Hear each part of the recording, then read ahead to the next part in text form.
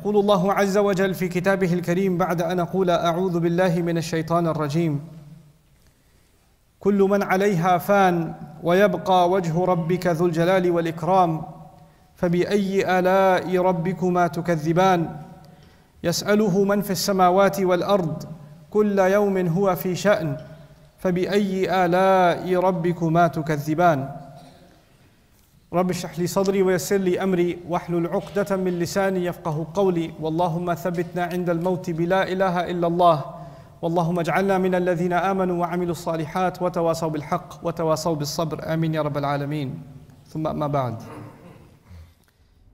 আজকের খুতবার বিষয়বস্তু হলো কয়েকটি আয়াত সূরা আর রহমান থেকে, যা কোরআনের একটি বিখ্যাত সূরা।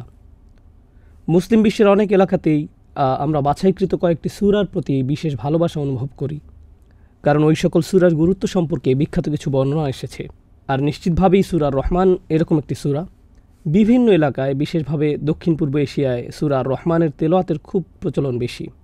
একই সাথে দুঃখজনক ব্যাপার হলো, বেশিরভাগ মানুষ যারা সূরাটিকে তেলাওয়াত করে এবং ভালোবাসে, আর এই কথা আমি অনেকের কাছ থেকেই শুনেছি, তারা জানেন না এতে কি আছে। তো আসুন সূরাটির প্রতি এই ভালোবাসাকে কাজে লাগিয়ে সূরাটি সম্পর্কে কিছুটা শেখার চেষ্টা করি। এই সূরাতে আল্লাহ আযজা ওয়া জাল্লা বিভিন্ন স্টাইলে একই বাক্যের পুনরাবৃত্তি করেছেন, যেরকম পুনরাবৃত্তি সচরাচর দেখা যায় না। ফাবিআইয়ি আলাই রাব্বিকুমা তুকাযযিবান। কয়েকটি আয়াত পরপরই আল্লাহ বারে বারে একই আয়াতের পুনরাবৃত্তি করেছেন। আয়াতটির সরল অনুবাদ হলো, আর আসলে আপনি যদি এই আয়াতটি না বোঝেন তাহলে আপনি পুরা সূরাটির মূল পয়েন্ট অনুধাবন করা থেকে বঞ্চিত হবেন। আল্লাহ আযজা ওয়া জাল্লা অত্যন্ত জোরালো ভঙ্গিতে জিজ্ঞেস করছেন, কোন অনুগ্রহগুলো, কোন বিস্ময়গুলো, কোন অবিশ্বাস্য বিষয়গুলো তুমি অস্বীকার করছো? এটা খুবই সরল অনুবাদ, কিন্তু মূলত আল্লাহ জিজ্ঞেস করে যাচ্ছেন, তুমি আর কত অস্বীকার করতে পারো, আর কত পরিমাণ জিনিসকে তুমি অগ্রাহ্য করতে পারো। আল্লাহ তোমার জন্য আর কত করতে পারেন, আর তুমি এমন ভাব দেখিয়ে যাচ্ছ যে আল্লাহ এটা করেননি। কি পরিমাণ অন্ধ তুমি হতে পারো। আর তিনি বারে বারে একই প্রশ্ন করে যাচ্ছেন। স্কলাররা অনেক গবেষণা করেছেন, কেন আল্লাহ এভাবে একই আয়াতের পুনরাবৃত্তি করেছেন, কেন তিনি বারে বারে এই প্রশ্নের পুনরাবৃত্তি করেছেন। আর এটা বিস্ময়কর, কারণ প্রথমে আল্লাহ বলেছেন তিনি এই পৃথিবীকে সৃষ্টি করেছেন, এরপর এই প্রশ্নটি করলেন। এরপর তিনি বিচার দিবসের বর্ণনা দিলেন, এরপর আবারও এই প্রশ্ন করলেন। তারপর জাহান্নাম সম্পর্কিত কিছু আয়াত, এরপর তিনি আবারও এই প্রশ্ন করলেন। তারপর জান্নাত সম্পর্কিত কয়েকটি আয়াত, এরপর আবারও এই প্রশ্ন করলেন। শুধু একটি বিষয় নয়, বরং 5টি আলাদা বিষয় আছে সূরাটিতে, আর তারপরেও তিনি বারে বারে একই প্রশ্ন করে যাচ্ছেন। তো এটা আসলেই কৌতূহল জাগিয়ে দিচ্ছে। আর আপনাকে এটা বুঝতে হবে যে কোরআন হলো বিলিসানিন আরাবিয়্যিম মুবিন। আল্লাহ আরও বলেন, ইল্লা বিলিসানি কওমিহি। রাসূলদের ভাষা ছিল তাদের জাতির ভাষা, আর কোরআনের আরবি ভাষা খুব স্পষ্ট। অন্য কথায়, আপনাকে এর জন্য ব্যাপক আয়োজন করে, জটিলতা দিয়ে এবং ফিলোসফি ব্যবহার করে ব্যাখ্যা তৈরি করতে হবে না, বরং এটা খুবই ন্যাচারাল একটা জিনিস। যখন কেউ আপনার উপর রাগান্বিত হয়, তিনি তখন একই কথার পুনরাবৃত্তি করেন, বিশেষত যদি তিনি প্রশ্ন করেন কাউকে তিরস্কার করার জন্য। যেমন শিক্ষক তার ছাত্রদেরকে চিৎকার করে তিরস্কার করছেন, কারণ বেশিরভাগই পরীক্ষায় ফেল করেছে। আমি কি ক্লাসে এটা শিখাইনি? এটা কি 10 বার রিভিশন দেওয়া হয়নি? আমি কি তোমাদেরকে পড়াইনি? আমি কি আমার দায়িত্ব পালন করিনি? অন্য কথায়, যখন একজন শিক্ষক এই প্রশ্নগুলো পুনরাবৃত্তি করেন, এটা এমন ভাব প্রকাশ করে, আমি আমার সাধ্যমতো সব কিছু করেছি, তোমরা কেন তোমাদের অংশ পালন করনি? আর যত বেশি তিনি পুনরাবৃত্তি করছেন, এটা তত বেশি তার রাগান্বিত হওয়ার মাত্রা প্রকাশ করছে। আর প্রকাশ করছে কতটা ক্ষুব্ধ তিনি তাদের উপর, যারা তার প্রচেষ্টার অবমূল্যায়ন করেছে, যিনি তার সাধ্যমতো সব কিছু করেছেন প্রত্যেক ছাত্রের জন্য। যদি তোমাদের কোনো প্রশ্ন থাকে, সেজন্য আমি ক্লাসের পরেও থেকেছি, তারপরেও তোমরা ফেল করেছো, তারপরেও তোমরা অকৃতকার্য হয়েছ। আল্লাহ আযজা ওয়া জাল্লা এত বেশি রাগান্বিত এই সূরাতে, তারপরেও চমৎকার ব্যাপার হলো, তিনি তার কোন নাম দিয়ে শুরু করেছেন? আর রহমান। কারণ তিনি যদি আর রহমান না হতেন, তাহলে যে কেউ তাকে এতটা রাগান্বিত করার পর তার অস্তিত্বই আর খুঁজে পাওয়া যেত না, সে ইতিমধ্যেই আল্লাহর শাস্তির মধ্যে থাকত। তো সূরাটির মূল পয়েন্ট হলো, আমি এবং আপনি, অন্য কথায় গোটা মানবজাতি আল্লাহকে অত্যন্ত রাগান্বিত করেছে। আল্লাহ মানবজাতির উপর অত্যন্ত অসন্তুষ্ট। আর একমাত্র কারণ যে জন্য আল্লাহ তাদের প্রাপ্য শাস্তি দিচ্ছেন না, কারণ তিনি আর রহমান। সরাসরি গোটা মানবজাতি নয়, বরং বিশেষভাবে যারা সরাসরি রাসূলুল্লাহ সাল্লাল্লাহু আলাইহি ওয়াসাল্লামের শ্রোতা। তো আসুন প্রথম উদাহরণটি বুঝি। যদিও এই আয়াতগুলো আজকে আপনাদের সাথে শেয়ার করতে চাইছি না, কিন্তু এর মাধ্যমে আমি প্রেক্ষাপট তৈরি করতে চাই সেই আয়াতগুলোর জন্য যা আজকের আলোচ্য বিষয়। এবং অনেকের মতে ততদিনে কোরআন নাজিলের প্রায় 1 দশক পার হয়ে গেছে। 10 বছর ধরে রাসূলুল্লাহ সাল্লাল্লাহু আলাইহি সাল্লাম মক্কার মানুষের কাছে কোরআন পাঠ করেছেন, আর তারপর এসেছে সূরা রহমান। তো মক্কি যুগের দীর্ঘ সময় পার হয়ে যাওয়ার পর এই সূরা নাজিল হয়। আশা করি আপনারা অনুধাবন করবেন যা ঘটেছিল। ওমা আরসালনাকা ইল্লা রাহমাতাল লিল আলামিন। আল্লাহ তার রাসূলকে এটা ছাড়া অন্য কোনো কারণে পাঠাননি যে রাসূল হবেন সকল জাতি এবং সকল মানুষের প্রতি ভালোবাসাপূর্ণ। হুয়াল্লাযী বাআসা ফিল উম্মিয়িনা রাসূলা। নিরক্ষরদের মাঝে, এই আরবদের মাঝে যাদের কোনো সভ্যতা ছিল না, তাদের বিশাল কোনো স্থাপত্য ছিল না, তাদের বিশাল কোনো সেনাবাহিনী ছিল না, তাদের বড় কোনো অর্জন ছিল না, পৃথিবীর বিবেচনায় তাদের কোনো স্থান ছিল না, আর আল্লাহ সিদ্ধান্ত নিলেন তার সর্বশ্রেষ্ঠ রাসূলকে তাদের মাঝে পাঠাতে। প্রসঙ্গক্রমে পৃথিবীর উন্নতির দিক থেকে হয়তো তারা বড় কিছু না, তাহলে হয়তো তারা আধ্যাত্মিক দিক থেকে ভালো ছিল, হয়তো তারা আল্লাহর ইবাদত করত, অথবা ইবাদতে তাদের একনিষ্ঠতা প্রমাণ করেছিল, কিন্তু না, তারা শিরকেও লিপ্ত ছিল। তো পার্থিব দিক থেকে তারা ছিল সবচেয়ে পিছিয়ে এবং আধ্যাত্মিক দিক থেকেও তারা ছিল সবচেয়ে পিছিয়ে। আর সবচেয়ে পিছিয়ে থাকা পরের কথা, ভারত, চীন অথবা অন্যান্য জায়গায় আপনি পাবেন হিন্দু মন্দির, বৌদ্ধ মন্দির, এই জাতীয় জিনিস। এখানে আপনি পেলেন আল্লাহর ঘর, যা বানিয়েছিলেন ইব্রাহিম আলাইহিস সালাম। ঘরটি পরিণত হলো মন্দিরে। এটা অন্য এলাকায় করা শিরকের চেয়েও অনেক বেশি মারাত্মক অপরাধ। অন্য এলাকায় তারা মূর্তি পূজা করার জন্যই মন্দির নির্মাণ করত, কিন্তু কুরাইশরা আসলে এমন একটা স্থান থেকে শুরু করেছে যা ছিল পবিত্র, তারপর এই স্থানকে কলুষিত করেছে। এমনকি রোমান সাম্রাজ্য তাদের এলাকা দখল করতে আগ্রহী ছিল না, কারণ মরুভূমিতে আক্রমণ করে তারা কি পাবে? কিছুই না। পারস্য সাম্রাজ্য তাদেরকে আক্রমণ করতে চাইতো না। বাইরের কোনো হস্তক্ষেপ ছাড়াই তারা তাদের জীবনযাত্রা অতিবাহিত করছিল। পশুপালন, বেদুইন হয়ে মরুভূমিতে ঘুরে বেড়ানো, এতটুকুতে সীমাবদ্ধ। আর এই লোকগুলোর কাছেই আল্লাহ তার সবচেয়ে সেরা রাসূলকে প্রেরণ করার সিদ্ধান্ত নিলেন, সাল্লাল্লাহু আলাইহি সাল্লাম, যাকে প্রেরণ করা হয়েছে গোটা মানবজাতির আদর্শ হিসেবে। আর তিনি দিয়েছেন সর্বশ্রেষ্ঠ আসমানি কিতাব আল কোরআন এই লোকগুলোর মাঝে। আর তিনি সিদ্ধান্ত নিলেন সম্পূর্ণ কিতাবটি একেবারে দিবেন না, বরং প্রথমত তিনি এটা দিবেন তাদের নিজের ভাষাতে, এমন ব্যক্তির কাছে যিনি তাদের মধ্যে সম্মানিত, যাতে তারা শুনতে আগ্রহী হয়। এর উপরে তিনি এটা দিবেন অল্প অল্প অল্প করে, যথাযথ সময় অনুযায়ী, যাতে তারা সহজেই শিখতে পারে। ভালো শিক্ষা ব্যবস্থায় আপনার প্রয়োজন ভালো শিক্ষক, আপনার প্রয়োজন ভালো পাঠ্যসূচি, রাইট? আর আপনার প্রয়োজন এমন শিক্ষা যাতে শিক্ষক আপনার অবস্থার সাথে মিলিয়ে শিক্ষা দিতে পারেন। এই সবগুলোই কুরাইশদের সাথে পারফেক্টভাবে মিলে যায়। এর চেয়ে ভালো শিক্ষক আপনি পাবেন না। ইন্নামা বুইসু মুআল্লিমান, আমাকে পাঠানো হয়েছে শিক্ষক হিসেবে। তারপরে যত শিক্ষক এসেছে তারা সকলে তার শিক্ষা পদ্ধতি দ্বারা অনুপ্রাণিত। আপনি আল্লাহর বাণীর চেয়ে ভালো পাঠ্যসূচি পাবেন না। এর চেয়ে ভালো কোনো কিছু নেই যা আপনার প্রয়োজন পূরণ করতে পারে, কারণ তিনিই আপনাকে সৃষ্টি করেছেন, তিনিই আপনার জন্য এই ইনস্ট্রাকশন পাঠিয়েছেন। আলা ইয়ালামু মান খালাক। তো সারা পৃথিবীর মধ্যে তাদের হওয়া উচিত ছিল সবচেয়ে কৃতজ্ঞ, কারণ এই কোরআন তাদের কাছে এসেছে, এই উপহার তাদের কাছে এসেছে। আর এই 10 বছর ধরে তারা কি করেছে? তারা এই নবীর সাথে উপহাস করেছে, এমনকি তাকে তারা নির্যাতন করতে, আঘাত করতে চেয়েছিল। তারা কোরআনকে অবজ্ঞা করেছে, আল্লাহর দেয়া এই শিক্ষাকে উপেক্ষা করেছে। আর এ কারণেই আল্লাহর নবীর সাথে যেহেতু তারা এমন করলো, আল্লাহর কিতাবের সাথে যেহেতু তারা এমন করলো, আল্লাহর অধিকার আছে শাস্তি প্রদান করার। এমন নয় যে তিনি আগে কাউকে শাস্তি দেননি, কিন্তু তিনি তাদের সাথে এরকম করলেন না। তারপর তারা বলল, তুমি আমাদের বলেই যাচ্ছ নুহের জাতি বন্যায় ধ্বংস হয়েছিল, লুতের জাতির উপর আকাশ থেকে আগুন বৃষ্টি হয়েছিল, অমুক জাতিকে প্রবল বাতাস এসে ধ্বংস করেছে, অমুক জাতির মধ্যে ভূমিকম্প হয়েছে। তাহলে আমাদেরকে শাস্তি দিচ্ছ না কেন? আমরা তোমাকে এই বিষয়ে বলতে শুনেছি বহু বছর ধরে, আমরা বারবার এই গল্পগুলো শুনে যাচ্ছি। নিয়ে আসো দেখি। ইস্তাজিলুনাকা বিল আযাব, কুরআনে এমনটাই উল্লেখ করা আছে। তারা বলছে দ্রুত করো, নিয়ে আসো, তাড়াতাড়ি আযাব আনো, তাড়াতাড়ি নিয়ে আসো, প্রক্রিয়াটাকে ত্বরান্বিত করো।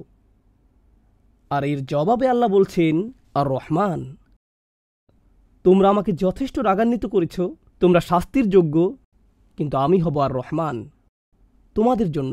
আমি তোমাদের সাথে কথা বলবো ভিন্নভাবে। এটাই আল্লাহর করুণা। এজন্য এটা শেষ আসমানি কিতাব। মুসলিমদেরকে বুঝতে হবে, যখন আগের জাতিগুলো আল্লাহকে অস্বীকার করেছে, তিনি তাদেরকে ধ্বংস করে দিয়েছেন, এই পৃথিবীর বুক থেকে তাদেরকে মুছে দিয়েছেন। কিন্তু এবার আল্লাহ করুণা দেখিয়েছেন, যা তিনি আগের সকল নবীর ইতিহাসে কখনো দেখাননি। রাসূলুল্লাহ সাল্লাল্লাহু আলাইহি সাল্লামকে পাঠানোর মাধ্যমে, আগের সকল গ্রন্থের মধ্যে সবচেয়ে বেশি দয়ায় পরিপূর্ণ গ্রন্থটি পাঠানোর মাধ্যমে এ যুগে অনেকেই বলে কোরআন হলো বর্বরচিত, এটি উগ্রপন্থী অথবা এটি চরমপন্থী। অনেক মুসলিম কিশোর তরুণেরা যখন আপনি তাদেরকে জিজ্ঞেস করেন কোরআন সম্পর্কে তোমাদের ধারণা কি, তারা বলে এটাতে অনেক শাস্তির কথা আছে, আল্লাহ অনেক রাগান্বিত, বেশিরভাগ জিনিসই হারাম। এই ধারণাই তাদের মাথায়, এই ধারণাই আমরা আমাদের শিশুদের মাথায় দিয়েছি। কিন্তু এই কোরআন এসেছে আগের সকল কিতাবের চেয়ে বেশি দয়াশীলতা নিয়ে। তো আমি চেয়েছি এই প্রেক্ষাপটটি তৈরি করতে। সূরা আর রহমান আসলে কি করেছে? এই লোকদের চেয়ে বেশি আল্লাহ থেকে দূরে যাওয়া সম্ভব নয়, এটাই হলো পয়েন্ট। সূরাটি নাজিল হলো আর এর শ্রোতা হলো এমন মানুষেরা যারা ধার্মিক নয়, ধর্ম নিয়ে যাদের কোনো আগ্রহ নেই, রাসূলকে নিয়ে তাদের কোনো আগ্রহ নেই, এর উপরে তারা ধর্মকে নিয়ে হাসি ঠাট্টা করে। তাদের চেয়ে বেশি আল্লাহ থেকে দূরে যাওয়া সম্ভব নয়।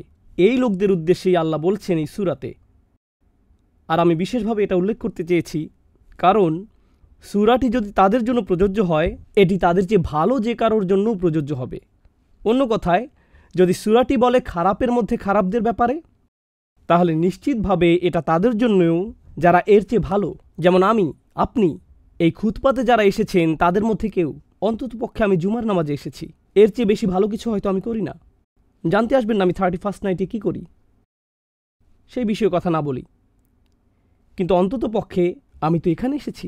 তো আমাদের মধ্যেও এমন অনেকেই আছেন যারা কখনো কখনো ভুল করেন, যারা আল্লাহ থেকে দূরে চলে যান, যারা অনেক দূরে চলে যান। আর আল্লাহ সকলের সাথেই কথা বলেছেন। আপনি হয়তো মনে করতে পারেন কুরআন শুধু ভালো মানুষদের সাথেই কথা বলে, অথবা কুরআন খারাপ লোকদের জন্য অনেক কঠোর। এটা তেমন নয়। আল্লাহ গভীর প্রজ্ঞা সহকারে ভালোবাসা ভরে আহ্বান করছেন। আর আল্লাহর এমনই একটা আহ্বান এখন আমি আপনাদের সাথে শেয়ার করব। ইয়াস আলুহু ও তার আগে কুল্লু মান আলাইহা ফান, এই পৃথিবীর উপর প্রত্যেকেই বিলীন হয়ে যাবে। প্রত্যেকে এই পৃথিবীর উপর, সে যেই হোক, হয়ে যাবে ফান। আরবিতে ফান এসেছে ফানা থেকে। ফানা অর্থ শুধু আপনি মারা যাবেন তা নয়, আসলে এর অর্থ হলো কেউ আপনাকে মনে রাখবে না। হয়তো এমন সময় আসবে যে মানুষ জানবে না একটা কবর আছে আর কবরের নিচে আপনি আছেন। যেখানে এখন আমরা বসে আছি, আমরা জানি না কে এখানে ছিল 1000 বছর আগে। আমরা জানি না। আমরা জানি না কে এখানে ছিল 2000 বছর আগে। আমরা জানি না মাটির কত গভীরে তারা এখন আছে, আর তাদের দেহের কতটুকু এখন অবশিষ্ট আছে। কদ আলিমনা মা তানকুসুল আরদু মিনহুম, আমি জানি না মাটি তাদের দেহের কতটুকু খেয়েছে। আল্লাহ জানেন, আমরা জানি না। তো আল্লাহ বলছেন একটি বাস্তবতা যা আপনার মনে গেঁথে যাওয়া উচিত। আপনি এখানে স্থায়ীভাবে থাকতে আসেননি। জানেন আমাদের জীবনে কি হয়? দিন আসে দিন যায়। আমরা এতটাই ব্যস্ত হয়ে পড়ি, আজকে কি করব, এই মুহূর্তে কি করতে হবে, ছুটির দিনে কি করব, সামনের 1 মাসে অথবা 2 মাসে কি করব। মানুষ দীর্ঘমেয়াদী চিন্তা করে। তারা চিন্তা করে যে আমি পরিকল্পনা হিসেবে 2 মাসের ক্যালেন্ডার তৈরি করব, আমি বাৎসরিক ক্যালেন্ডার তৈরি করব। ছাত্ররা চিন্তা করে পরের সেমিস্টারে তারা কোন কোন কোর্সগুলো নিবে। দীর্ঘমেয়াদের ব্যাপারে আমাদের চিন্তা হলো কয়েকদিন নিয়ে, কয়েক মাস নিয়ে। সুপরিকল্পিত কোনো ব্যক্তির প্ল্যান হয়তো পরবর্তী 1 বছর বা 2 বছরকে নিয়ে। এভাবে আমরা দীর্ঘমেয়াদে চিন্তা করি। কিন্তু আল্লাহ আজ্জা ওয়া জাল্লা আমাদেরকে জানিয়ে দিয়েছেন তোমার দীর্ঘমেয়াদী পরিকল্পনার মধ্যে একটা জিনিস অন্তর্ভুক্ত করতে হবে। মৃত্যু তোমার ক্যালেন্ডারের অংশ। স্টার চিহ্ন দিয়ে রাখো। এটা যে কোনো সময় ছবল দিতে পারে। এটা অনিশ্চিত। এটা আপনার এবং আমার সচেতন মনের অংশ হতে হবে। এতে কিছু আসে যায় না যে আপনি বিশ্বাসী নাকি অবিশ্বাসী, আপনি সিরিয়াস নাকি সিরিয়াস নয়, আপনি নামাজ পড়েন আর না পড়েন। একটি বাস্তবতা আপনি এড়িয়ে যাওয়ার অভিনয় করতে পারেন, এড়িয়ে যাওয়ার চেষ্টা করতে পারেন, কিন্তু এটা আসছে। আর যত দূরেই আপনি যান না কেন, ফাইন্নাহু মুলাকিকুম, এটা আসবে এবং আপনাকে আঘাত করবে। কুল্লু মান আলাইহা ফান ওয়া ইয়াবকা ওয়াজহু রাব্বিক। কিন্তু তোমার মুখমণ্ডল, যা হলো কোরআনের একটি এক্সপ্রেশন যা দিয়ে বোঝায় মহিমা, সম্মান, মর্যাদা, যুল জালালি ওয়াল ইকরাম। আল্লাহর কি চমৎকার নাম। সকল মহিমা যার মালিকানাধীন, সকল সম্মান যার মালিকানাধীন। এখন আরবিতে কারাম হলো সম্মান, ইকরাম হলো যখন আপনি কাউকে সম্মানিত করেন। এটা সকর্ম ক্রিয়াপদ, অর্থাৎ আপনি যখন কাউকে সম্মানিত করেন, এটা সকর্ম ক্রিয়াপদ। আমি আসলাম আর কেউ আমাকে সম্মানের সাথে বরণ করলো, এটা হলো ইকরাম। কেউ আমার প্রশংসা করলো, এটা ইকরাম। অথবা আমি আমার বাবা মা, শিক্ষক অথবা অন্য কাউকে সম্মান করলাম, আমি তাদেরকে ইকরাম করলাম। অন্য কথায়, এটা ইকরাম নয় যখন আপনি নিজে নিজে বসে থাকেন। একজনকে আসতে হবে এবং আপনার উদ্দেশ্যে ইকরাম করতে হবে। বুঝতে পারছেন? আপনি যদি পাহাড়ের উপর একাকী বসবাস করেন, এরপর আপনি বললেন আমার অনেক ইকরাম আছে। না না না, কে আপনাকে সম্মানিত করছে? পাখিরা উড়ে এসে আপনাকে সম্মানিত করছে? কেউ এসে এটা আপনাকে করতে হবে। মর্যাদার ক্ষেত্রেও একই বিষয়। জালাল, যদি কেউ মর্যাদাবান হয় এর অর্থ অন্য কেউ তাকে মর্যাদা দিচ্ছে। কিন্তু লক্ষ্য করুন আল্লাহ কি বলছেন। তিনি বলেছেন প্রত্যেকেই মারা যাবে, যার অর্থ কেউ বেঁচে থাকবে না আল্লাহকে সম্মানিত করতে, কেউ বেঁচে থাকবে না আল্লাহকে মর্যাদা দিতে। তারপরেও এগুলোর মালিকানা আল্লাহর, আল্লাহর। অনেক মানুষ আছে তারা যখন আল্লাহ থেকে দূরে চলে যায় তারা বলে, আল্লাহর কেন আমার প্রশংসা দরকার, আল্লাহর কেন আমার ধন্যবাদ প্রয়োজন, আল্লাহ কেন চায় যে আমরা তার প্রশংসা করি। আমি এমন মানুষও দেখেছি যারা বলে মাআদাল্লাহ, তারা আল্লাহ সম্পর্কে এভাবে কথা বলে, আল্লাহ কেন চায় যে আমি তার প্রশংসা করি। অন্য যে কেউ যে সব সময় প্রশংসা চায় আমরা তাকে বলি অহংকারী, উদ্ধত, অভাবী। আল্লাহ কেন এরকম করেন? আল্লাহ এই প্রশ্নের জবাব দিয়েছেন, তোমরা সবাই মারা যাবে, কিন্তু তারপরেও আমার তা থাকবে। ইতিমধ্যে সকল মর্যাদা, সকল মহত্ব, সকল সম্মান, সকল মহিমা আমার মালিকানাধীন। আল্লাহ আমাদের বলছেন তাকে সম্মানিত করার জন্য তার সৃষ্টি জগতের প্রয়োজন নেই, তিনি ইতিমধ্যেই সম্মানের মালিক। তো তিনি আমাদের এমন তাৎপর্যপূর্ণ বিষয় বলেছেন, আর তোমরা যা করো তোমরা তা আল্লাহর জন্য করছো না, কারণ তোমরা আল্লাহর রত্নভাণ্ডারে কিছু যোগ করছো না, তোমরা শুধু করতে পারো তোমাদের নিজেদের জন্য। ইন আহসানতুম আহসানতুম লিনাফসিকুম, যদি তোমরা সবচেয়ে সেরা কাজগুলো করো, সেই সেরা কাজ আসলে তোমরা আল্লাহর জন্য করছো না, তোমরা করছো তোমাদের নিজের জন্য। এটা কোরআনের কথা। ওয়ামা জাহাদা ফা ইন্নামা ইউজাহিদু লিনাফসিহি, যেই যতটুকু সংগ্রাম করুক সে এটা করে তার নিজের জন্যই। এই ইনভেস্টমেন্ট আপনার নিজের জন্য। যখন আল্লাহ আপনাকে তার পথে আনছেন, মানুষ ভুল বুঝে আর ভুল চিন্তা করে, আমাকে জোর করে কারো বাধ্যবাধকতায় নিয়ে আসা হচ্ছে, আমাকে জোর করে কারো আনুগত্য করা হচ্ছে, আমাকে জোর করে তাই করানো হচ্ছে যা আমি করতে চাই না। আর আল্লাহ আপনাকে বলছেন, আমি শুধু তোমাদেরকে করার আমন্ত্রণ জানাচ্ছি, তোমরা যদি করতে চাও করো, যদি চলে যেতে চাও যেতে পারো। ফামান শাআ ফালিউমিন ওয়া মান শাআ ফালিয়াকফুর, যে চায় বিশ্বাস করতে পারে, যে চায় অবিশ্বাস করতে পারে। কুরআন প্রকাশ্যে বলছে তোমার চলে যাওয়ার স্বাধীনতা আছে, কিন্তু আপনি যদি আল্লাহর পথে আসেন সেক্ষেত্রে আপনি একাই সুবিধাভোগী। আপনি আল্লাহর কোনো উপকার করতে পারবেন না। আপনি যেমন আল্লাহর কোনো ক্ষতি করতে পারেন না, তেমনি আল্লাহর কোনো উপকারও করতে পারেন না। এজন্যই তিনি বলেছেন ওয়ায়াবকা ওয়াজহু রব্বিকা যুল জালালি ওয়াল ইকরাম, তাঁর মর্যাদা রয়ে যাবে, তোমাদেরকে তার প্রয়োজন নেই। আর তারপর তিনি প্রশ্ন করছেন ফাবিআইয়ি আলাই রব্বিকুমা তুকাযযিবান, তোমাদেরকে তার প্রয়োজন নেই, তারপরেও তিনি তোমাদেরকে বাঁচিয়ে রেখেছেন, তারপরেও তিনি খাওয়াচ্ছেন, দিয়ে যাচ্ছেন, আপনার প্রয়োজন পূরণ করছেন, আপনার জীবনকে সৌন্দর্যমণ্ডিত করছেন। তিনি শুধু আপনাকে টিকে থাকার উপকরণ দিয়ে ছেড়ে দেননি, জেলখানার ভিতরেও মানুষ বেঁচে থাকতে পারে। তিনি আপনাকে ঘর দিয়েছেন, টিকে থাকার জন্য শুধু চামড়াই যথেষ্ট। তিনি আপনাকে দিয়েছেন পোশাক, তিনি আপনাকে এই জিনিসগুলো দিয়েছেন, কিন্তু আপনাকে কিছু দেয়া তার প্রয়োজন নেই, আর আপনার থেকে কোনো কিছু পাওয়ার তার প্রয়োজন নেই।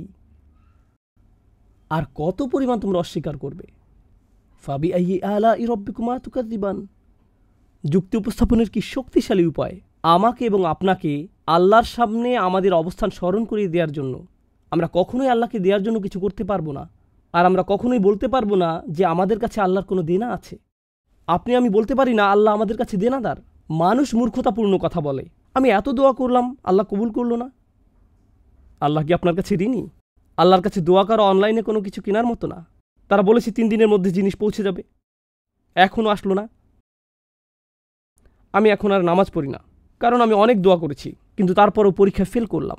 আপনি পরীক্ষায় ফেল করেছেন কারণ আপনি লেখাপড়া করেননি। আপনি ফেল ওই জন্য করেননি যে আপনি দোয়া করেছেন আর আল্লাহ আপনার অর্ডার ঠিকমতো ডেলিভারি করেননি।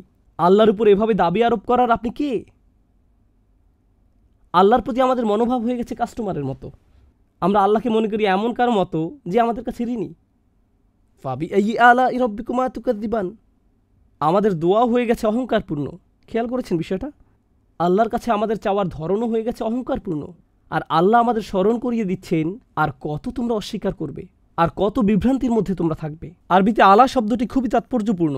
সাধারণত অনুবাদ করা হয় তোমাদের রবের কোন কোন অনুগ্রহকে অস্বীকার করবে। অনুগ্রহ হলো নিয়াম, ফাদাইল, ফাদল, এগুলো অর্থ অনুগ্রহ। কিন্তু আলা শব্দটি আসলে এসেছে আলা থেকে, যাকে বলা হয় আদাতুত তানবিহ, এমন বিষয় যা আপনার মনোযোগ প্রত্যাশা করে।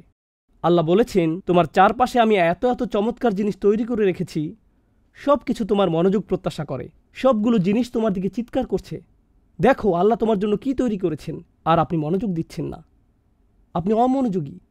প্রত্যেকবার আমরা যখন গাড়িতে উঠে গাড়ি স্টার্ট দেই তখন গাড়িটি কে চালু করে? প্রত্যেকবার যখন আপনি পা দিয়ে ব্রেক চাপ দেন কারণ সামনে ট্রাফিক পুলিশ, কে ব্রেকটি কাজ করায়? BMW এটা করে না, আপনার নতুন ব্রেক প্যাডও এটা করে না। এটা আল্লাহ যিনি গাড়িটিকে থামান। ইউরসিলু আলাইকুম হাফাজা, তিনি তোমাদের জন্য প্রতিরক্ষাকারী ফেরেশতা পাঠান সব সময় আপনাকে নিরাপত্তা দেওয়ার জন্য। আমাদের প্রত্যেকের চারপাশে ফেরেশতাদের নিরাপত্তা বেষ্টনী থাকে, যাদেরকে আল্লাহ নিয়োজিত করেছেন। এভাবেই আল্লাহ আমাদের উপর অনুগ্রহ করেন। ফাবি আইয়ি আলা রাব্বিকুমা তুকাযিবান। আমার এক বন্ধু একবার এখান থেকে নিউ অরলিন্সে সড়ক পথে যাচ্ছিল, আর তার গাড়ির চাকার 3টি বা 4টি স্ক্রু খুলে গিয়েছিল। যখন সে হাইওয়েতে 80 স্পিডে গাড়ি চালাচ্ছিল, যে কোনো সময় টায়ার খুলে আসতে পারত। 3টা অথবা 4টা স্ক্রু খুলে গিয়েছিল, আর তার এই সম্পর্কে কোনো ধারণা ছিল না। আর এভাবেই সে ওইখানে পৌঁছল। এরপর যখন গাড়ি পার্ক করলো, তখন চাকাটা খুলে পড়ল। তখনই চাকাটা খুলে পড়ল। যখন এটা ঘটল, আল্লাহ আমাকে রক্ষা করেছেন। কিন্তু আপনি জানেন কে স্ক্রুগুলো লাগিয়ে রাখেন আমাদের জন্য? আমরা মনে করি ঘটনাটি ছিল বিস্ময়কর, কারণ তখন স্ক্রু খুলে গিয়েছিল। কিন্তু কে এগুলো লাগিয়ে রাখেন? আমরা কত দূরে চলে যাই, অথচ আল্লাহ আমাদের কত নিকটে। আর এজন্যই আল্লাহ আজ্জা ওয়া জাল্লা পরের আয়াতে বলছেন, এটাই আজকের খুতবার আয়াত যা আমি আপনাদের সাথে শেয়ার করতে চেয়েছিলাম। ইয়াসআলুহু মান ফিস সামাওয়াতি ওয়াল আরদ কুল্লা ইয়াউমিন হুয়া ফি শাআন। আকাশ এবং পৃথিবীর প্রত্যেকেই তার কাছে চাইছে। আকাশ এবং পৃথিবীর প্রত্যেকেই তার কাছে চাইছে। আসুন প্রথমে এই অংশটা বুঝি। আরবি ভাষায় সুআল বা চাওয়া 2 ধরনের। এটি আলোচনার আগে এই আয়াত নিয়ে যে কনফিউশন আছে তা বলে নেই। আল্লাহ বলেছেন প্রত্যেকেই তার কাছে চাইছে। ফেরেশতারা তার কাছে চায়, পশু পাখিরা তার কাছে চায়, আমরা তার কাছে চাই। কিন্তু কেউ এসে বলল, আমি একজন নাস্তিককে চিনি, সে আল্লাহর কাছে কিছু চায় না। আমার একজন বন্ধু আছে যে ধার্মিক নয়, কখনো আল্লাহর কাছে কিছু চায় না। আমার ফিলোসফি প্রফেসর কখনো আল্লাহর কাছে কিছুই চায় না। তাহলে কিভাবে সবাই তার কাছে চাইছে? এজন্যই আপনাকে বুঝতে হবে আরবিতে চাওয়া শব্দটির 2টি অর্থ রয়েছে। একটি হলো সচেতনভাবে চাওয়া, অন্যটি হলো প্রয়োজন। অন্যটি প্রয়োজন। ওয়া আম্মা সাইলা ফালা তানহার, যে চায় তাকে অবজ্ঞা করো না। এর অর্থ এটাও, যার প্রয়োজন আছে তাকে অবজ্ঞা করো না। এমন অনেক মানুষ আছে যারা অভাবী, কিন্তু তারা চায় না, কাকুতি মিনতি করে না, আর তারা না চাইলেও তাদেরকে আপনার দিতে হবে। আয়াতের অর্থ হলো আকাশের সব কিছু এবং পৃথিবীর সব কিছুরই প্রয়োজন রয়েছে, আর তারা সেই প্রয়োজন পূরণে আল্লাহর মুখাপেক্ষী। একজন অবিশ্বাসী, একজন বিদ্রোহী মুসলিম, অথবা এরকম কেউ যে জানে যে সে খারাপ কাজ করছে যা তাদের করা উচিত না, আল্লাহ তাদেরকেও দিতেই থাকেন, দিতেই থাকেন, আর দিতেই থাকেন। আপনাদের ভিতর যিনি 5 ওয়াক্ত নামাজ পড়েন, আর যিনি মোটেই নামাজ পড়েন না, আর যিনি এই বছর আজকেই প্রথম জুমার খুতবা এসেছেন, আপনাদের সবাইকে আল্লাহ দেন। আপনাদের মধ্যে এমন কেউ নেই যাকে আল্লাহ দেন না। আমাদের সবার ফুসফুসি আল্লাহ বাতাস দিয়ে পরিপূর্ণ করে দেন। আমাদের সবার হৃৎপিণ্ডই আল্লাহ সচল রেখেছেন। আমার হৃৎপিণ্ড যেটি বিট দিচ্ছে, পরবর্তী বিট দেওয়ার আগে এটি আল্লাহর কাছে দোয়া করে, ইয়া আল্লাহ, আমি কি আরেকটি বিট দিতে পারি? তিনি এটাকে অনুমতি দিচ্ছেন। এই হৃৎপিণ্ডের অনুমতি প্রয়োজন। আমার শরীরের প্রতিটি ধমনীর অনুমতি প্রয়োজন। এর প্রয়োজন আল্লাহর অনুমতি। আর আল্লাহর অনুমতি ছাড়া মা তাসকুতু মিন ওয়ারাকাতিন, গাছের একটি পাতাও পড়বে না, যতক্ষণ পর্যন্ত না তিনি অনুমতি দেন। আমার শরীরের একটি কোষও নড়বে না তার অনুমতি ছাড়া। আমি আল্লাহর বিদ্রোহ করতে পারি। আল্লাহ আমার আত্মাকে সুযোগ দিয়েছেন আল্লাহকে ভুলে যাবার, যা খুশি তা করার, যা খুশি তা বলার, যেভাবে খুশি টাকা উপার্জন করার, যেমন খুশি রিলেশন করার, শুক্রবার রাত যেমন খুশি কাটানোর, শুক্রবার দিনে আলহামদুলিল্লাহ আল্লাহ যেমনটি চান আপনি তেমনটিই কাটিয়েছেন। শুক্রবার রাতটি এবার শয়তানকে দিয়ে দেন। ছুটির সময়টাকে পরিপূর্ণ করেছেন, 2 দিক সমান করেছেন। কিন্তু আল্লাহ বজ্রপাত দিয়ে শাস্তি দিচ্ছেন না। আল্লাহ আপনাকে টেনে হিঁচড়ে মসজিদে নিয়ে আসছেন না। তিনি পারতেন যদি তিনি চাইতেন। তিনি আগেও অনেক জাতিকে সোজা করেছেন। তিনি আপনার এবং আমার সাথে তেমনটি করছেন না। কোন হাত যখন চুরি করে এটি প্যারালাইজড হয়ে যাচ্ছে না। কেউ যখন ব্যভিচার করছে তখন তার হার্ট অ্যাটাক হচ্ছে না। যখন কেউ হারাম খাচ্ছে সে স্টমাক ক্যান্সারে আক্রান্ত হচ্ছে না। আল্লাহ তেমনটি করছেন না। তারা খেয়েই যাচ্ছে আর তারা হাসি আনন্দ করছে। তাদের প্রত্যেকেরই প্রয়োজন রয়েছে। ইয়াসআলুহু মান ফিস সামাওয়াতি ওয়াল আরদ। তারপর তিনি আপনাকে এবং আমাকে বলছেন, কুল্লা ইয়াউমিন হুয়া ফি শান। প্রত্যেকটা মুহূর্ত, প্রত্যেকটা দিন। ইয়ম শব্দটি এখানে মুস্তলাহ লি জামিয়াইল আওকাত। এটা এরকম সব সময়, প্রতিটি সেকেন্ডে, প্রতিটি দিন, সব সময় তিনি এমন কিছুতে ব্যস্ত যা শুধুমাত্র তিনিই করতে পারেন। আর এটি আসলে সতর্কবাণী না, এটি আসলে সুন্দর একটি জিনিস যা দিয়ে আমি আলোচনা শেষ করতে চাই। ইয়াসআলুহু মান ফিস সামাওয়াতি ওয়াল আরদ কুল্লা ইয়াউমিন হুয়া ফি শাআন। ভাবুন তো, আমি একজন শিক্ষক। ধরুন আমি পড়াচ্ছি 50 জন ছাত্রকে। তাদের একজন আমাকে একটা প্রশ্ন করল, তাদের একজনের এক্সট্রা হেল্প প্রয়োজন, একজন বলল তার একটা সমস্যা আছে, একজন বলল তার একটা কনফিউশন আছে। আমি একজনকে দিলাম 5 মিনিট, আরেকজনকে দিলাম 5 মিনিট, আরেকজনকে 5 মিনিট। আমি যদি তাদের সবাইকে 5 মিনিট করে দেই, যোগ করলে হয় 250 মিনিট। ততক্ষণে আমি শেষ। আমি পারবো না তাদের সকলকে এক্সট্রা সময় দিতে। যদি আমি দেইও, যদি আমি প্রত্যেককে 5 মিনিট করে দেই, তারা সবাই অভিযোগ করবে আমি মাত্র 5 মিনিট সময় পেয়েছি। আমি তাদের সবার অনুরোধের খেয়াল রাখতে পারি না, আমি তাদের সবার প্রশ্নেরও জবাব দিতে পারি না। তাদের কোনো কোনো প্রশ্ন আমার ক্ষমতার বাইরে, তাদের কোনো কোনো অনুরোধ অথবা প্রয়োজন আমি পূরণ করতে পারি না। কেউ এসে বলতে পারে আমি আপনার কাছে 3 ঘন্টা সময় চাই। আমি বলবো সরি, আমার কাছে আপনাকে দেওয়ার মতো 3 ঘন্টা সময় নেই। যদি দিতে পারতাম ভালো হতো। যখন অনেকে আপনার কাছ থেকে দাবি করে, আপনি আসলে এটা তখন বুঝতে পারবেন যখন অনেক বেশি মানুষ আপনার কাছে চায়। জানেন মানুষের কি হয় এই অবস্থায়? মাথা জ্যাম হয়ে যায়। আমার ব্রেক প্রয়োজন, আমার ছুটি দরকার, আমি আর পারছি না। যেমন ঈদ সিজনে দোকানের ম্যানেজারদের অবস্থা। এমন অবস্থা হয় যে সে কারোর সাথে কথা বলতে চায় না। মানুষ ভেঙে পড়ে যখন আপনি তাকে অনুরোধ করতে থাকেন আর চাইতেই থাকেন। ঘরের কর্তাও প্রায় ধৈর্য হারাতে পারেন, কারণ তার কাছে সব সময় চাহিদা আসতেই থাকে সব দিক থেকে। তিনি প্রেশারের মধ্যে থাকেন। আর এই ধরনের অবস্থায় কারো কথা শোনা হবে, কাউকে শোনা হবে না। যারা বেশি গুরুত্বপূর্ণ তাদের কথা শোনা হবে, যারা কম গুরুত্বপূর্ণ তাদের কথা শোনা হবে না। আল্লাহ আজ্জা ওয়া জাল্লাকে দেখুন, সকলেই তার কাছে চাইছে। বিশ্বাসীরা তার কাছে চাচ্ছে, অবিশ্বাসীরাও তার কাছে চাচ্ছে। সবচেয়ে বিদ্রোহী মুসলিমরা অমুসলিমদের কথা ভুলে যান কিছুক্ষণের জন্য। সবচেয়ে বিদ্রোহী মুসলিম যারা প্রকাশ্যে গর্বের সাথে হারাম কাজ করে, যারা জঘন্য কথা উচ্চারণ করে, যারা একে অপরের প্রতি অন্যায় করে, তারা এগুলো সব করে প্রকাশ্যে, কিন্তু তাদের হৃৎপিণ্ড পরবর্তী বিটের জন্য অনুমতি প্রার্থনা করে। আর আল্লাহ দিয়ে দেন। এমনকি তাদের জন্য আল্লাহ ফেরেশতা পাঠান যখন তারা গাড়ি চালিয়ে নাইট ক্লাবে যায়। তাদেরকেও আল্লাহ আজ্জা ওয়া জাল্লা নিরাপত্তা দেন এবং দিতে থাকেন। আল্লাহ যেভাবে দান করেন তা শুধু তার পক্ষেই সম্ভব। এটাকেই বলা হয় শান। শান হলো এমন একটি আমর ইখতাসু বিআহাদ, এটা শুধু একজনের দ্বারাই সম্ভব। আপনাদের কারো কারো নিজস্ব ব্যবসা প্রতিষ্ঠান আছে, সেখানের কিছু কাজ শুধু আপনাকেই করতে হয়। এর জন্য যদি অন্য কাউকে ভাড়া করেন, অবস্থা এলোমেলো হয়ে যায়। কর্মচারীকে ক্যাশের দায়িত্ব দিয়ে গেছেন, এরপর কোনো একটা ঝামেলা তৈরি হয়েছে। এ কাজ শুধু আপনার পক্ষেই সম্ভব। এটাকে বলা হয় শান। কিছু বিষয় আছে যা আল্লাহ করেন, অন্য কারো পক্ষে তা সম্ভব না। আর যখন আপনি বুঝতে পারেন আল্লাহ সব সময়ই আপনার জন্য এমনটি করছেন, তখন আপনি সেই তুচ্ছ প্রশ্নটির কথা ভুলে যাবেন যা শয়তান আপনার এবং আমার মনে তুলে দেয়। কোথায় ছিলেন আল্লাহ যখন আমার দরকার ছিল? আল্লাহ কোথায় ছিলেন যখন আমি সমস্যায় পড়েছিলাম? ওই অবস্থায় কেন তিনি আমাকে সাহায্য করলেন না? মানুষ এ ধরনের প্রশ্ন করে। আপনার মনেও কখনো কখনো এই ধরনের প্রশ্ন আসে, আল্লাহ কোথায় ছিলেন?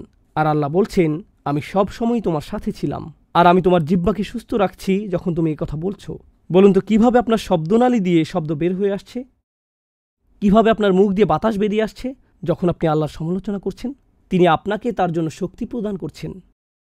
এটাই হলো কুল্লা ইয়াউমিন হুয়া ফি শান। আর তারপর তিনি আবারও জিজ্ঞেস করছেন, ফাবি আইয়ি আলাই রাব্বিকুমা তুকাযিবান, আল্লাহর কোন বিস্ময়কর দান যা তোমার প্রভু তোমাদেরকে দিয়েছেন, যা তোমরা উভয় অস্বীকার করবে? শেষ যে বিষয়টি আপনাদের সাথে শেয়ার করতে চাই, যে বিষয়টা নিয়ে অনেকেরই কৌতূহল রয়েছে, আল্লাহ মানুষ এবং জিন উভয়কে উদ্দেশ্য করে বলেছেন কুমা, অর্থাৎ দ্বিবচন দিয়ে বোঝানো হচ্ছে মানব এবং জিন উভয় জাতিকে। তো কেন মানুষ এবং জিনের কথা উল্লেখ করা হলো? এটা আসলে ইন্টারেস্টিং, কারণ কুরাইশরা, মনে আছে যাদেরকে আমরা বলেছিলাম কোরআনের সরাসরি শ্রোতা, এই কুরাইশরা রসুল সাল্লাল্লাহু আলাইহি সাল্লামের শত্রু হয়ে গেল।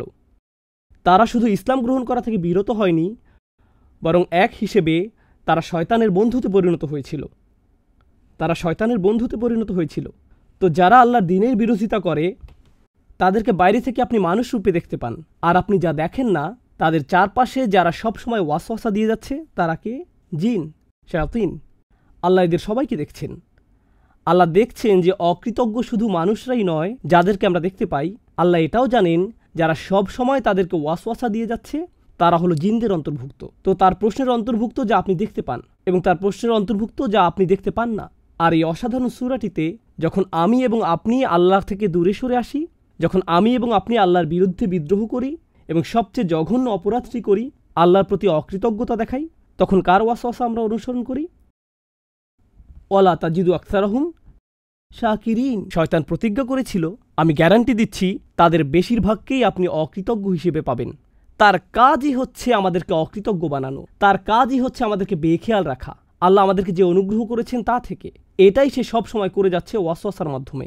এজন্যই আল্লাহ উভয়কে উদ্দেশ্য করে বলেছেন, মনে রাখবেন যে আপনি একা নন, কেউ একজন আছে, শয়তান আপনার চারপাশে আছে, যার সার্বক্ষণিক দায়িত্ব হলো আপনাকে ভুলিয়ে দেয়া, যার মানে আপনাকে আধ্যাত্মিকভাবে সবসময় যুদ্ধ করে যেতে হবে, সেই অদৃশ্য যুদ্ধ।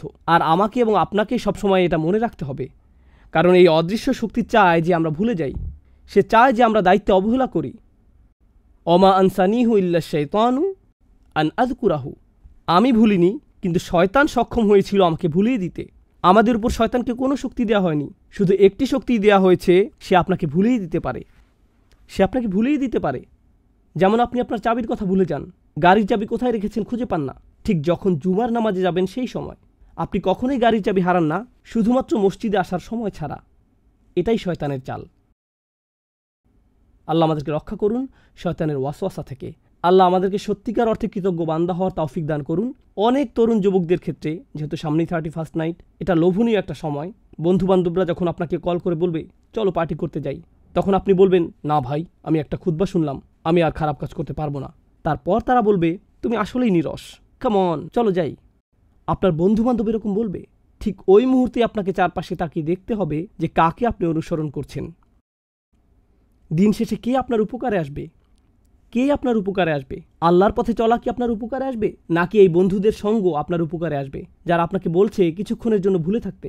আমি জানি তোমার মনের মধ্যে এটা আছে, কিন্তু কিছুক্ষণের জন্য ভুলে থাকো। তোমার বিবেকবোধকে শুধু ঘুম পাড়িয়ে রাখো। আসো এখন কিছুটা ফুর্তি করে নিই, এরপরে আবার বিবেককে জাগিয়ে তুলতে পারবে। ওয়াতাকুনু মিন বাদিহি কওমান সালিহিন। তুমি ভালো মানুষ হতে পারবে পরে। এখন সময় হলো পার্টি করার। আপনি যদি যুদ্ধ করে এই প্ররোচনার বিরুদ্ধে জয়ী হতে পারেন, আল্লাহর কসম, আপনি সবচেয়ে বড় যুদ্ধে জয়লাভ করেছেন। আপনি নিজেকে জয় করেছেন। আল্লাহ আযজা ওয়া জাল্লা আমাদেরকে নিজেদের নফসের বিরুদ্ধে জয়লাভ করার এবং তার সন্তুষ্টির পথে আমাদের সত্তাকে সমর্পণ করার তৌফিক দান করুন। বারাকাল্লাহু লি ওয়া লাকুম ফিল কুরআনিল হাকিম ওয়া নাফা'নি ওয়া ইয়্যাকুম বিল আয়াতি ওয়া যিকরিল হাকিম। যতটা সম্ভব সামনে চলে আসুন।